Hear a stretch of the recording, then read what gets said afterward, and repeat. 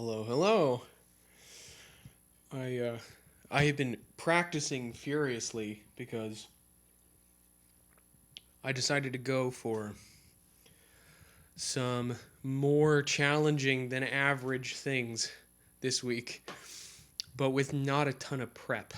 Uh, I think that there's a spontaneity factor that can't be discounted with some of this stuff that I just need to try to accommodate. I think overthinking is the enemy here. If there's been one lesson so far of the good takes we've gotten so far on stream. Hello, hello. I appreciate it. Hello. Um, yeah, I've just been I literally put the sticks down like 10 seconds before I turned this on. Meshuggah, yes, it's gonna be a Meshuggah, an episode for some real Meshuggahers out here. Um, I plan on playing the one Meshuggah song that I actually know. um, uh, yeah, it's gonna be interesting.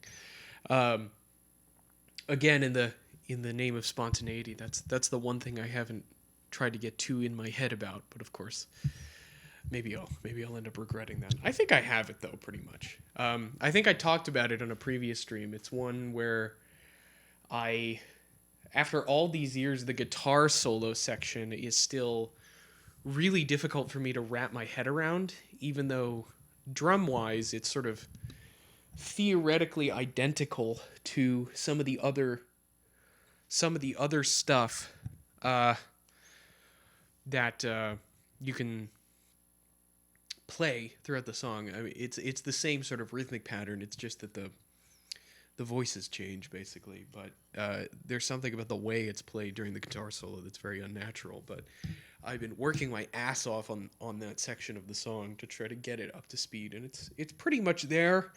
And again, not letting in the name of not letting the perfect be the enemy of the good. I think that's a reason to just try it. But yeah,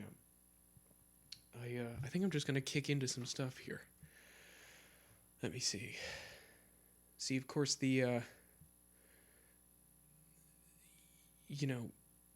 again, my phone immediately just like throws 100 notifications at me the second I start streaming, because Twitch is immediately like, "Oh, you're streaming! Oh, you're streaming! What's going on?" But okay, here we go. Just gonna play some stuff. Anyone who's musically literate should know what this is.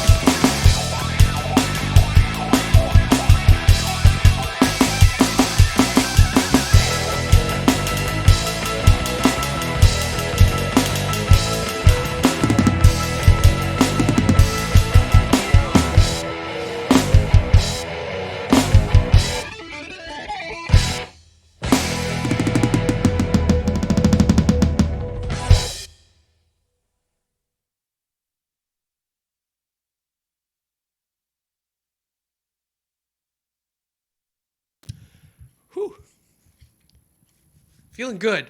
Wanted to start with something positive before I totally demolished my brain with Meshuggah.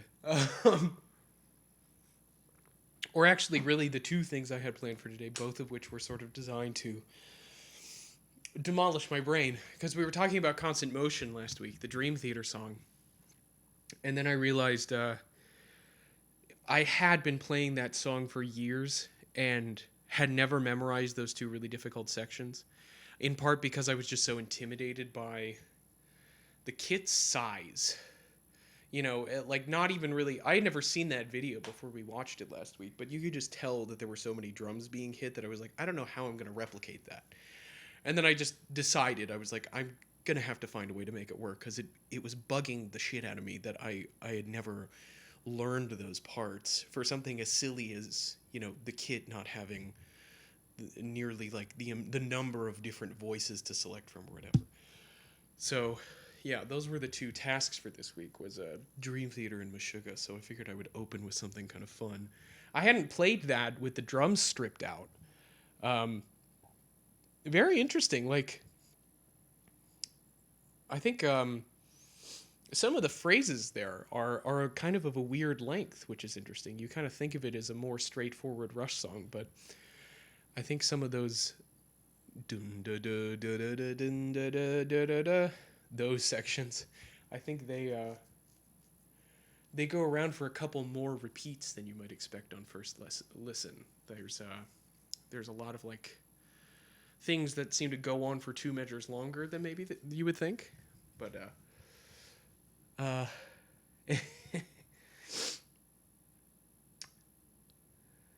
great energy to start with.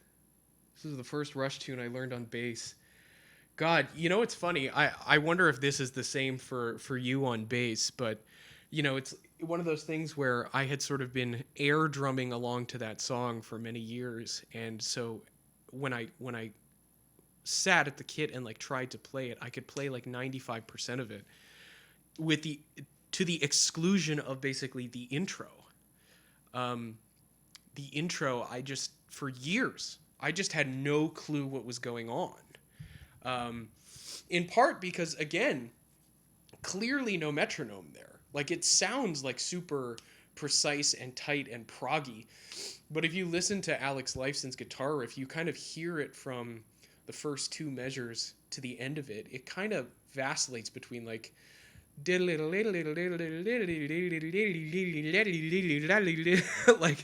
it kind of gradually speeds up, which you're not really noticing until you really try to time the hits, the stabs between the drums and the bass in that intro. What do you think the hardest Rush song is to play? Could you play it? Well, for drums, I think it's pretty much an even tie between basically the live version of YYZ, which has the whatchamacallit, the live version on, I can't remember the name of that live album, Exit Stage Left, I think it might be called. I can't quite remember what it is. There's an extended drum solo section, and I know that some people have learned that drum solo note for note. So that would be the most difficult one. I mean, it's a very extended drum solo. It's not like the most mind-blowingly technical drum solo, but it's really like, it's kind of like a song within a song. Like, there's really like a composition to that drum solo that would require you to really think about what you're playing, and to really like nail the transitions between the different parts of the drum solo. And so that's option 1, and then option 2 is La Via Strangiato. That's a tie. I don't think they ever messed with the arrangement of that as much as they messed with YYZ. I don't think the drums had any sort of parts that were extended in the way that they extended them for the live version of YYZ. But, yeah, again, another one that clearly is like recorded in kind of a fusion jazz context, where probably no metronomes going on, very kind of loose arrangement if you're trying to play along to the original track. And Yeah, drum solos throughout the back half of that track, all with like very strange timing. Um, I won't. I don't think I should play it to the track because it's been so long since I played it to the track that I really don't think that I could nail the drum solos. But the whole section that's filled with drum solos, if you were to kind of single it out, would be like this. I'll try to play it. I can't. I don't know that I'm going to remember it exactly, but I can play you the part in isolation. I'm pretty sure.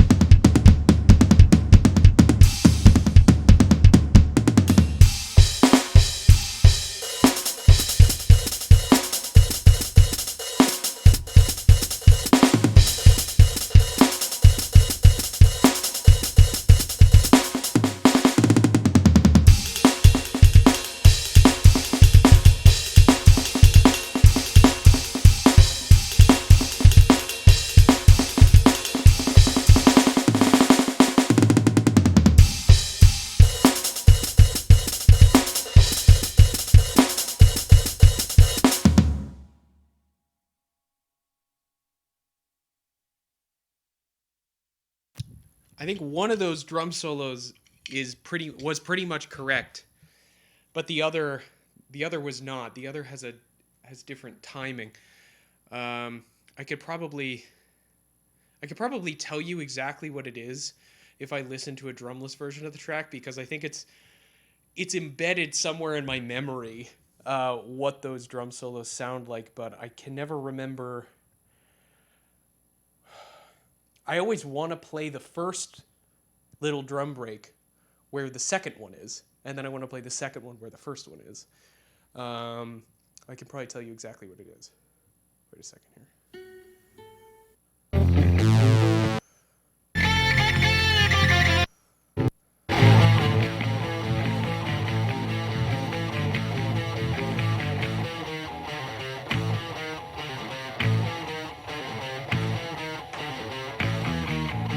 This is like the haunted circus from hell.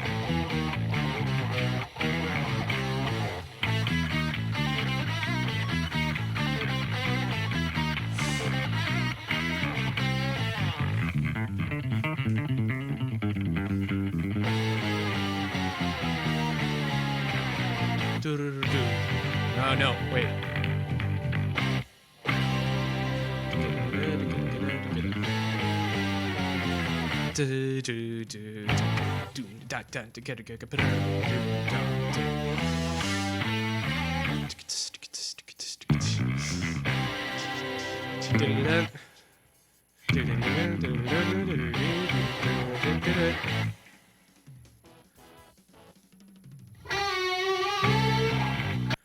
Yeah, okay. I think I remember.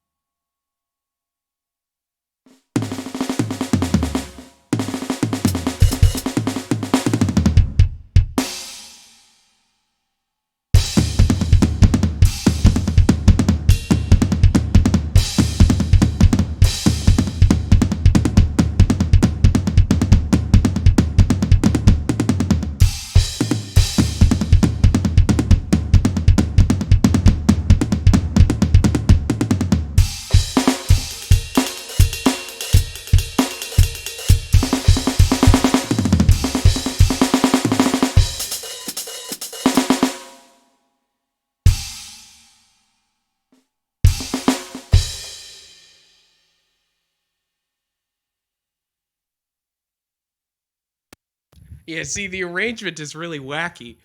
Wait a second here.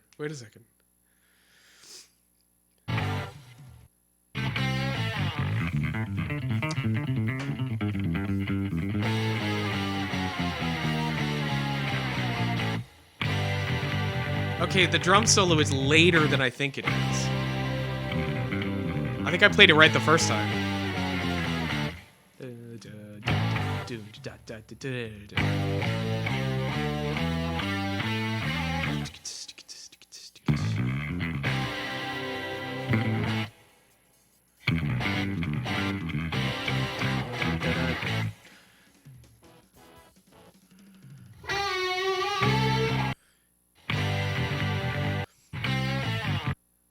So there's still another like big there's another big like reverby instrumental break before that first drum solo that I keep forgetting is there.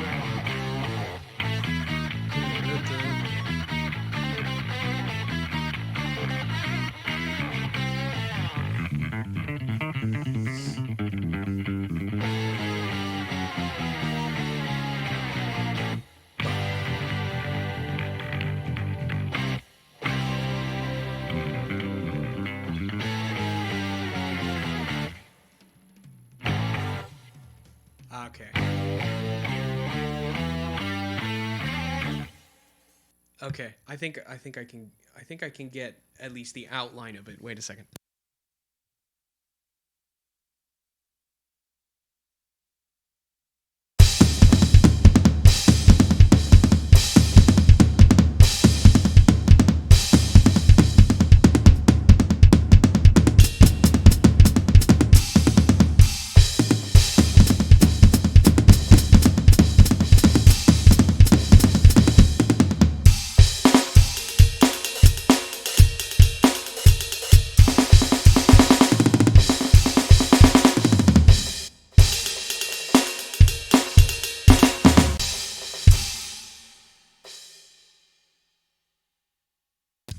The kit is falling apart. You can now hear that this cymbal is now phantom crashing at random times. It's really not good.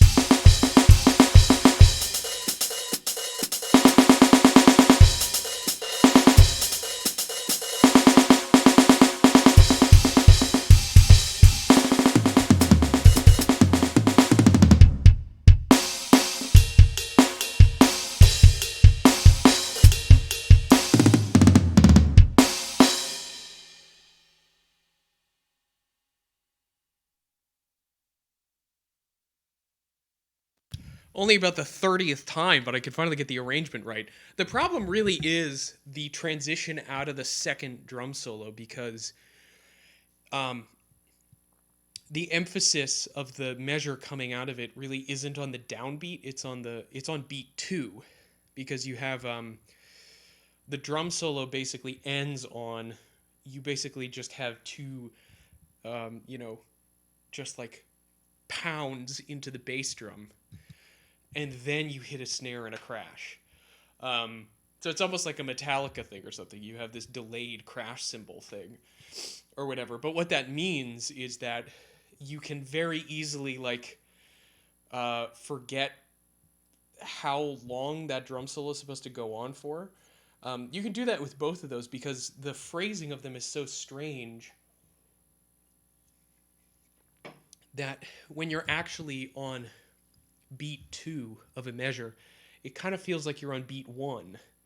You know what I mean? Which, of course, is sort of a sign of probably being pseudo-improvised in the studio. You know what I mean? Because I think that track is one take. But, yeah, there's probably some improvising going on there. But, yeah, to replicate it is really difficult.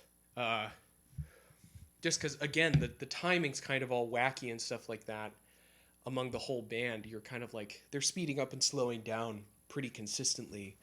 But in addition to that, it's also just the solos themselves are very bizarrely phrased. You can see why I didn't want to play along to the actual track and try to play that, because, man, like it's difficult to even remember specifically what the arrangement is. But yeah.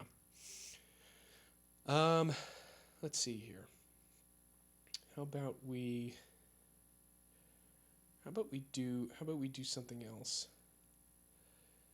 I think I need to warm my feet up more still before I even attempt Meshuggah. How about we do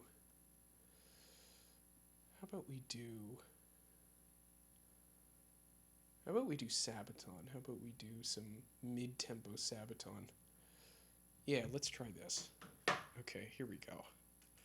This is Lion from the North. More Rush. Let's see, do I have any more Rush? Let's see.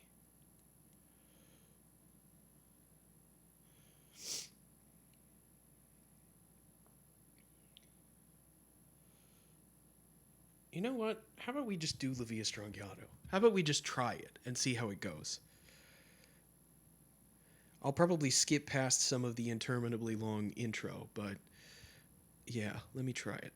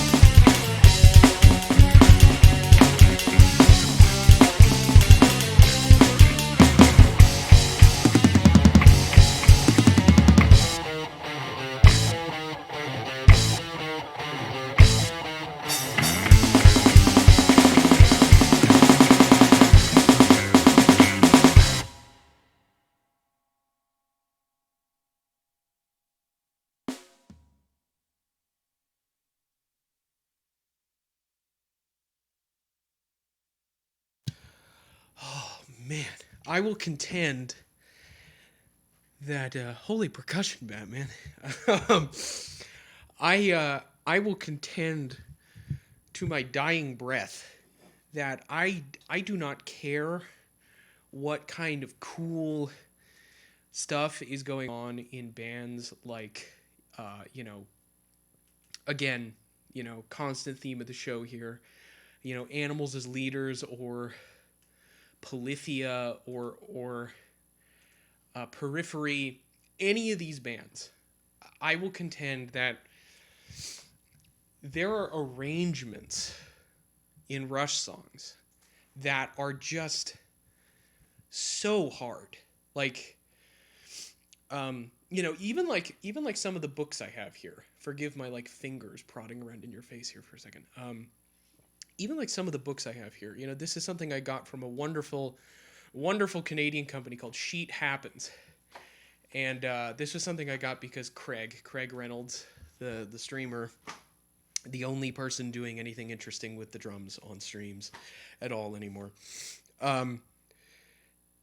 He watched a video of this guy playing a track off of this album, and then I looked the guy up, and he was partnered with this company to do sheet music transcriptions of what he played note for note on the album Impulse Voices by Pliny, which I believe is a solo project of a great, very musical, very, high-level shred guitar guy, I think named Chris Pliny. I can't quite remember.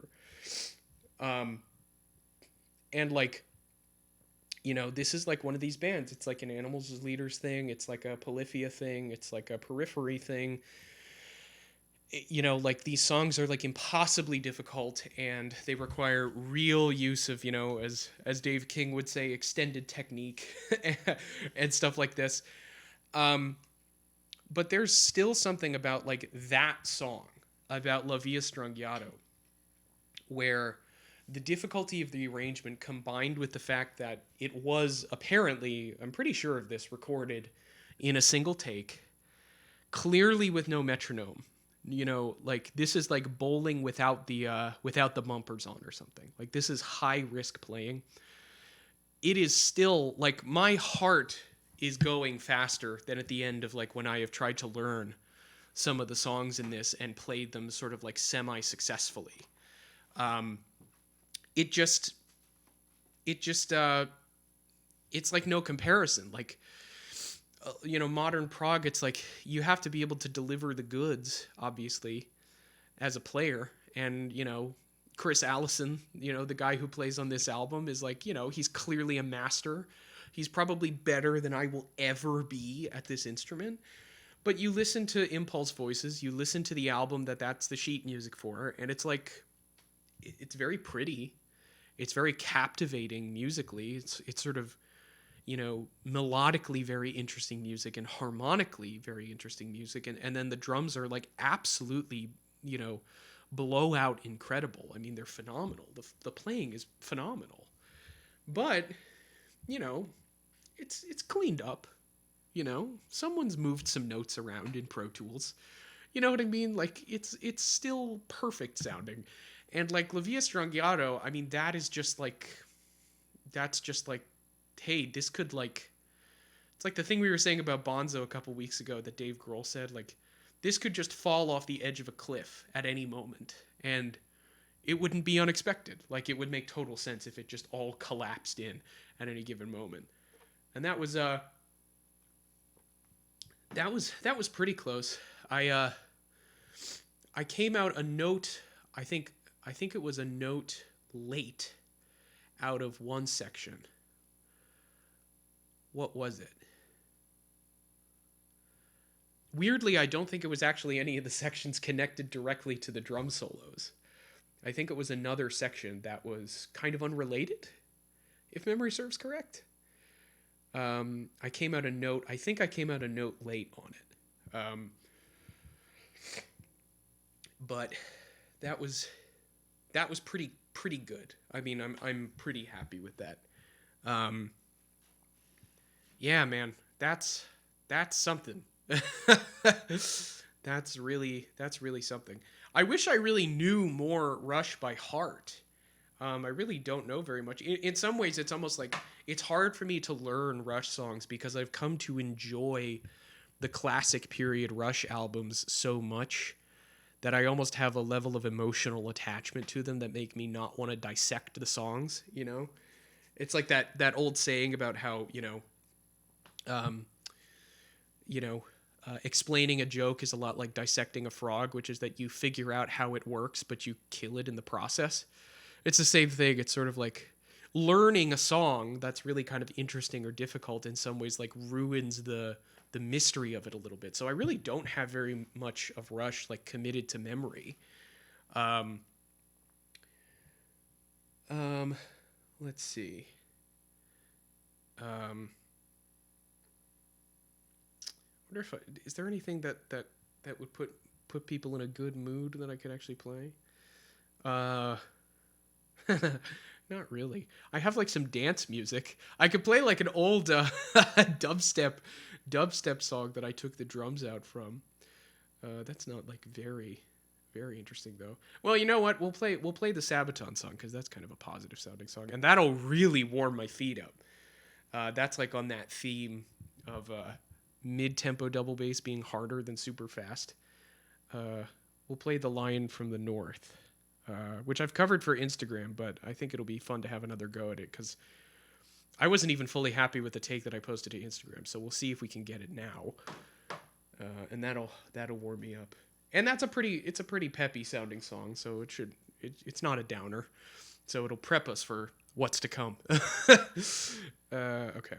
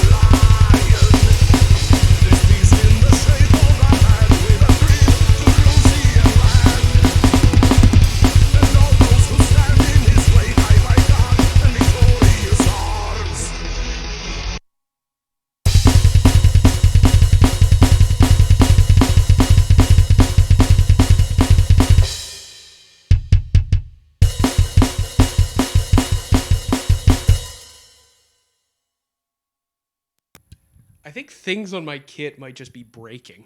I think I might be experiencing things slowly breaking down in real time. Or maybe I'm just going crazy.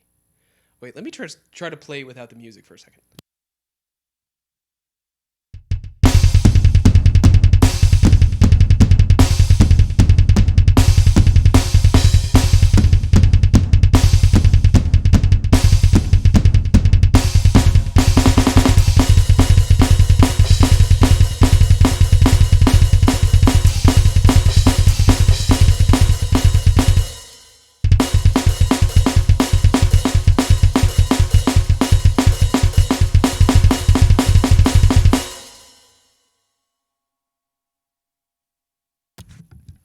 I'm wondering if that's audible on stream. I'm like feeling myself hit the pedals with like the same consistency every hit, but it's audibly coming out as like weaker in my ears on occasion. It's like very odd. Yeah, like those. I didn't miss a hit there.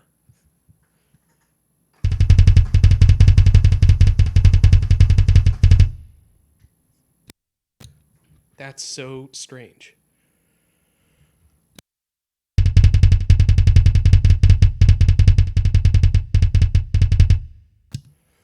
See that I'm doing just like a straight roll on my feet there, and unless I'm going crazy, like every couple of hits is like cutting out there. I don't know what the deal is. Wow. I like don't even know what to do with that information. To be completely honest with you. Uh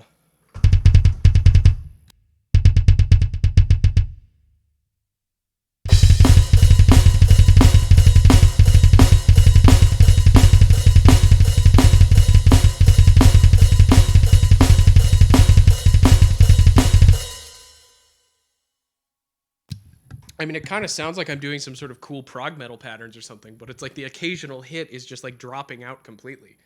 Wow. Maybe I won't be playing that Sabaton song because I mean that's just like straight double bass all the way through. That's disconcerting. I don't know why that's happening. Oh god. Oh god. Isn't that terrifying? Stuff just starts breaking. Um okay, well maybe we'll play something else. How about we just play something simple? Uh that hopefully won't break my kit so that I can warm up a little bit.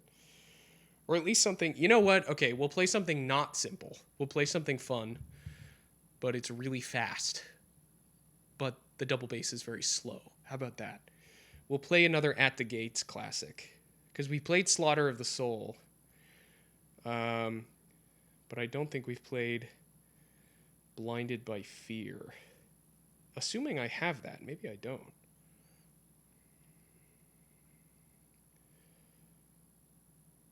It's going to be really disappointing if I don't. Huh. Apparently I don't. That's very sad. Uh You know what? Let's do Hunt the Buffalo again from last week. Let's try to get that. I realized the only thing I really severely messed up in that song last week was like the last measure. So let me try to not mess that up.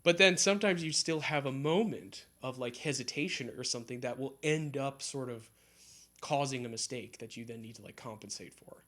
And it's like, okay, so what's going on there? Maybe it's just inattentiveness. But oftentimes it's just like you're hitting those inverted flam taps on a tom that is slightly too far for you to be fully comfortable. Like you should move it down one tom or something like that. Right? There's a lot of weird stuff like that where it's just like you need to modulate what you're doing so that it kind of sits in your body correctly. Um, and that's sort of like that's not like a super well developed thought, but I do think that there is something to that. There is something to the idea that you're a lot of times having to play with time in a way where, you know, if you just had a perfect one-to-one execution between your head and your body, you know, you would never mistake anything because you know the arrangement, you feel comfortable with the arrangement, blah blah blah, you have everything committed to memory. But then there's this weird kind of chaos theory thing of like, oh, suddenly I played it this time and I got crossed up in a weird way and now I've dropped a stick or something. Right? There's a lot of stuff like that where you really think that you've practiced it so much that you can't play it wrong, right? Which is sort of the classic idiom of how much you're supposed to practice something. You're supposed to practice it until you can't play it the wrong way. You really think that you've done that, and then suddenly you're like, oh, wait a second, something's wrong here. Like, it's very interesting. It's very interesting how that happens. Okay. Well, how long have I been going for here? An hour, basically. Hour 10. Okay. So, here's what we're going to do. I have a feeling I may need to play the songs I'm going to play tonight multiple times. So I'm going to start on them now as to maybe leave a little bit of a buffer area in case I need to play them again. I'm going to start with Dream Theater. So this is the one we were talking about last week with the really crazy guitar solo section and also the really strange kind of bridge section thing, I guess. The song that I had known for a very long time, but there were two parts that I had never precisely learned. And I've adapted it with how much smaller my kit is compared to what you're hearing on the record. But I think it's a relatively close approximation. So, and I think I am confident enough in my ability to execute on the parts because I've just tried to play the crap out of it for the past week. That I think I have it now. So we're gonna find out together in real time. And again, I'm gonna have to check the volume on this, but then I'll kick into it.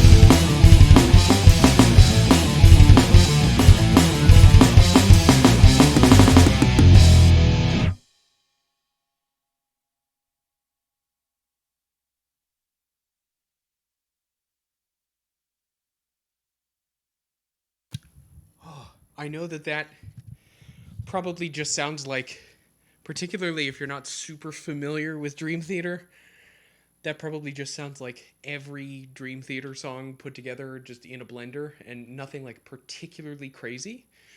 I am like very proud of even being able to get like within 90% of the way there on that song, because I think that's basically where that is. I think, again, there's like some very basic transition points where I could clean up the time a bit, but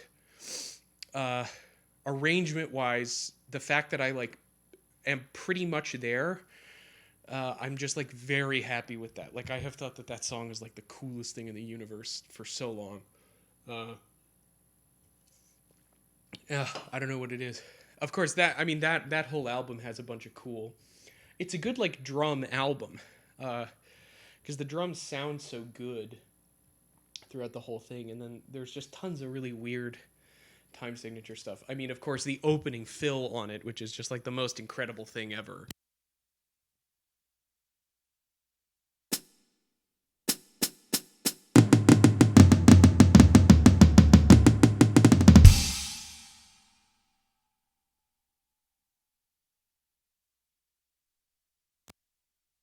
But of course, in Mike Portnoy land, split across about 20 toms. Like, I think if I were to play that with the number of toms that he plays that on, I would need basically the whole kit to be made out of toms. Like, I could basically play it if I played it across the whole kit.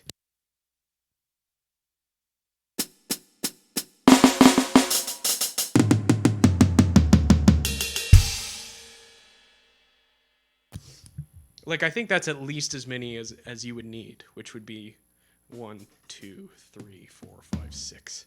It's probably more like 8. Because I think every time that there's a subdivision, he basically cuts to a lower tom. So it would be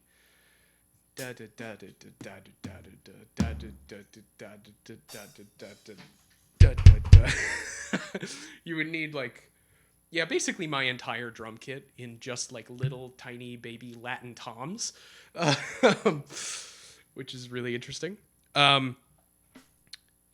Yeah, I'm quite happy with that. I'm quite happy with both of those parts that were kind of messing me up last week.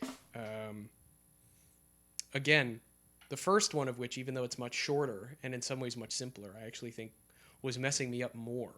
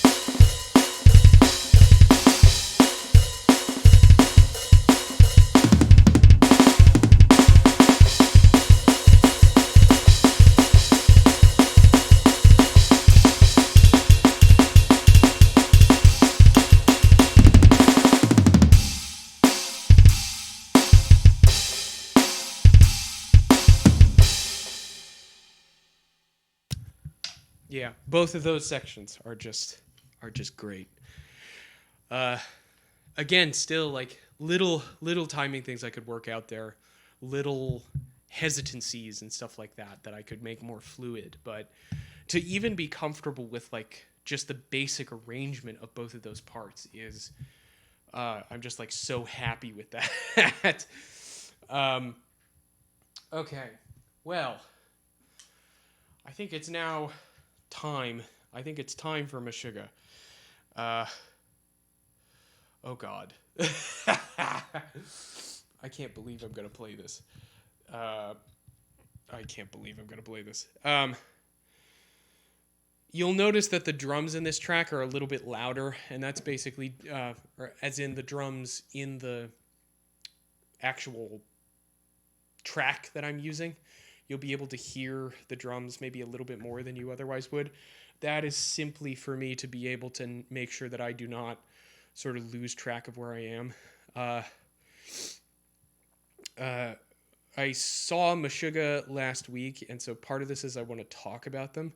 But I think if I like just want to rip the band-aid off with this. I like do not want to hold on to I don't want to hold off from playing Meshuggah any more than I need to, because the truth of the matter is I cannot uh, I cannot deal with the anticipation if I try to talk about them first, because I'm already feeling like the anticipation of trying to play this song working out. So this is uh, not a classic Meshuggah song, but probably my favorite. Um, I know for a lot of drummers, their favorite is, uh, in terms of a non-classic Meshuggah song, their favorite is um, "Born in Dissonance," which is the second track off of the, I think, 2015 or 2016 album "Violent Sleep of Reason." Uh, I get why that's a favorite drummer song, um, but I love the opener, which is a big, I think, like 7 minute long, I think, total Meshuggah epic called Clockworks. So I'm going to play Clockworks. If you've never heard Meshuggah before, get ready to be probably slightly repulsed. um, but yeah, I'm going to try to do justice to this as much as I can. You're going to see my brain probably melting in the middle of this song, but see what we can do here.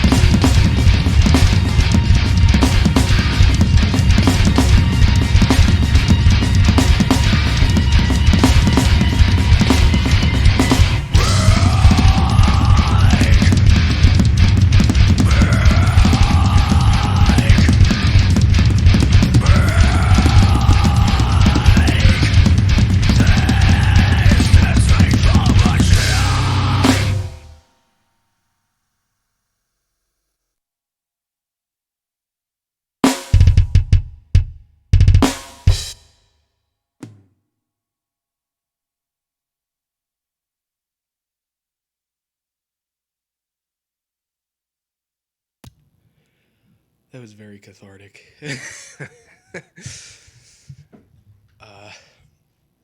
Theme of the night would appear to be also, in addition to songs with just bizarre arrangements, would also appear to be songs that Nick has worked on for a very long time and not been able to finish until he got his ass in gear for the stream.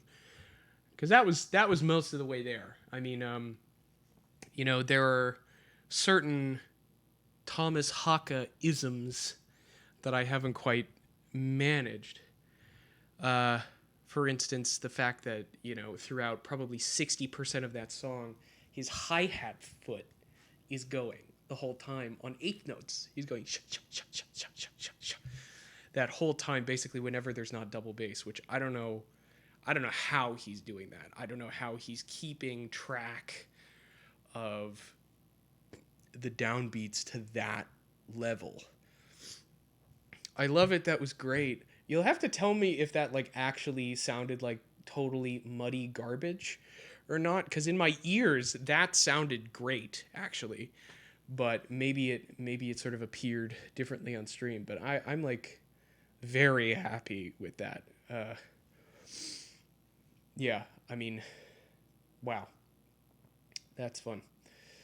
That's very fun. No, that was awesome. Okay, good. Okay.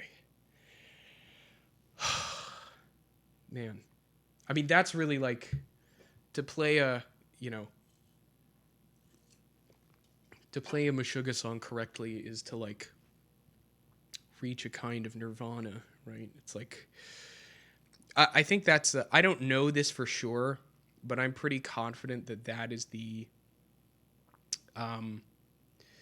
what would you call it? That is the point of why they called one of their albums Obscene. Is that it's a pun on obscene and zen. And I'm sure that is exactly what the idea is that basically it's a sort of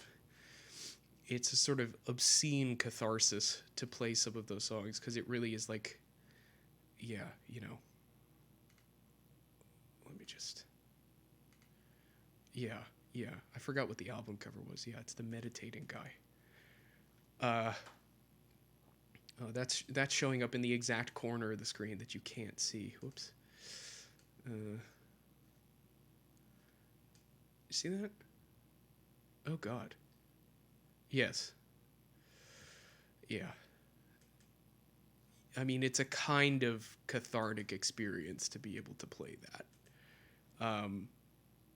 God, Steam is trying to load. Sorry. Just noticed Steam was up. Yeah, I mean, those songs. Oh. And that really is, that's like my favorite Meshuggah song. I mean, there's a drum playthrough of that. The funny thing about that is that, when we saw them this past week, the amazing thing about Thomas Haka is that he's just like grooving out the entire time really, really intensely. And the funny thing is when you look at the sort of playthrough of that song that you can find on YouTube, you could see that he's actually like concentrating. He's really not just back there grooving out. He's like kind of keeping more still than he normally does. I kind of noticed this when we were watching him. He has a characteristic kind of like, he's kind of constantly kind of headbanging a little bit or something like that. He's really back there feeling the one the whole time. And the interesting part about this video is that you can really see him concentrating. Grammarly makes communication Grammarly. Thank you, Grammarly. If you're illiterate, use Grammarly. They should hire me to do the ads. Okay.